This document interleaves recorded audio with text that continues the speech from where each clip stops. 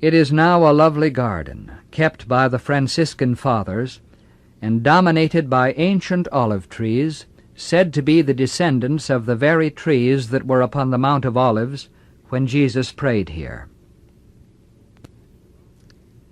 I shall long remember spending most of an hour here, alone one night in the dark, reading by the light of a street lamp the New Testament record of Jesus' experience here.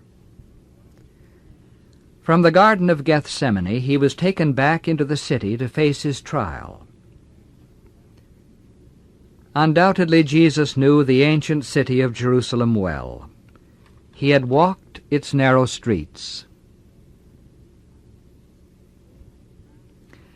He had passed through the gates of its old walls.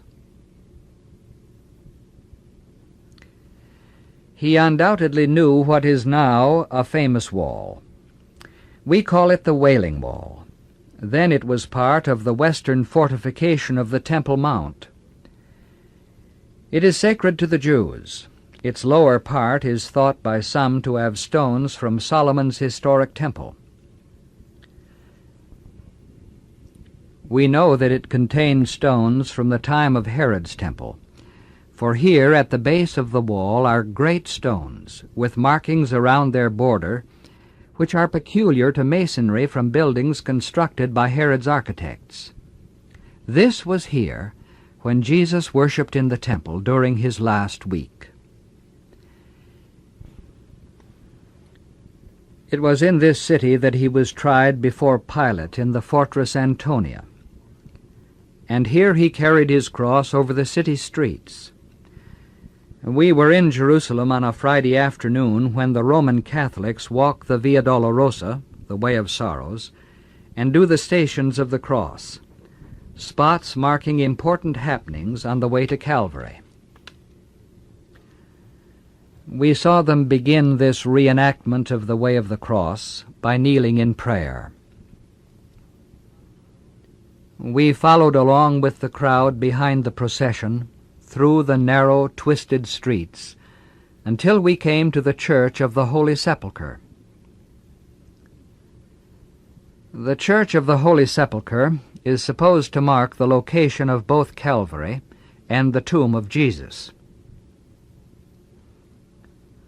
Ornate altars mark the traditional site of the crucifixion, such as this Greek one. Actually, there are 3 such altars, one for the Roman Catholics, one for the Greek Orthodox, and one for the Armenian Christians. You may look through an opening in the wall of the church to see the rock behind it, marking the site of the crucifixion. Was it actually here on this spot? Was it here that the cross was raised for the sins of the world? No one knows.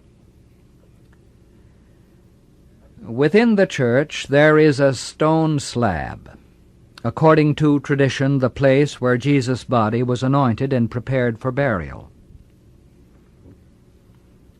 Here is the supposed site of the tomb. It has been made smooth by the kisses of the faithful.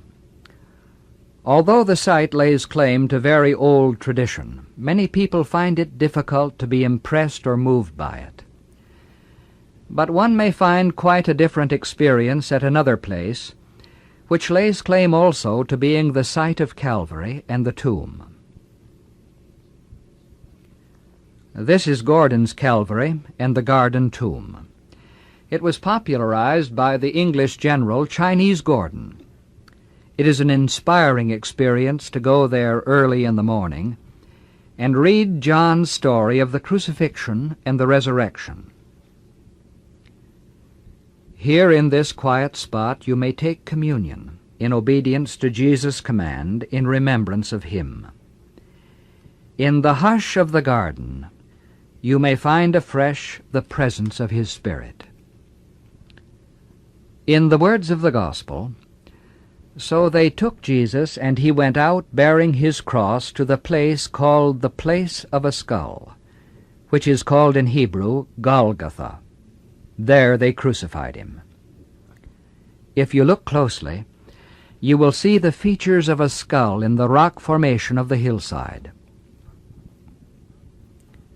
The Gospel of John tells us that after Jesus' death, Joseph of Arimathea and Nicodemus took the body of Jesus and bound it in linen cloth, as was the burial custom of the Jews.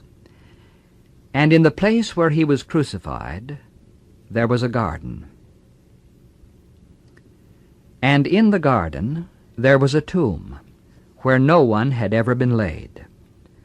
So because of the approaching Jewish day of Passover, and as the tomb was close at hand, they laid Jesus there. A great stone was rolled across the opening.